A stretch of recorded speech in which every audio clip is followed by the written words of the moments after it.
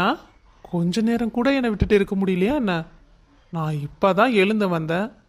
Madam குளிச்சுட்டு டிப்டாப்பா ready ஆயிட்டீங்களே. ம், நான் குளிச்சு ரெடி ஆயிட்டேன். நீங்க என்ன சார் சீக்கிரமா ரெடியாகி நிக்கிற மாதிரி இருக்கு? ஃபர்ஸ்ட் டைம் போறோம்ல, தேவாவும் செம்ம ஹாப்பியா இருப்பா. சரி, சஞ்சய் சார்கிட்ட சொல்லிட்டீங்களா? சொல்லிட்டு போனா எப்படி த்ரில்லிங்கா இருக்கும்.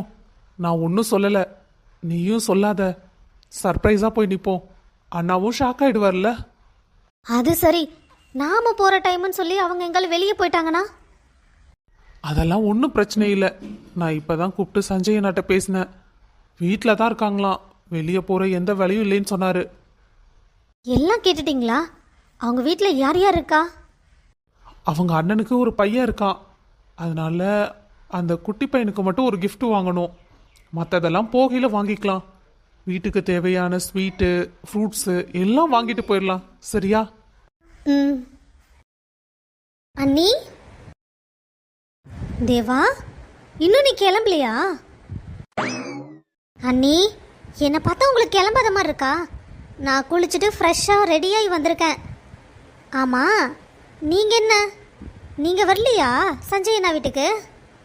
ஏய் தேவா, என்ன பார்த்தா எப்படி இருக்கு? நானும் தான் சஞ்சய் சார் வீட்டுக்கு வரேன். அது சரி. அப்புறம் எதுக்கு பழைய சுடிதாரை போட்டிருக்கீங்க? ம்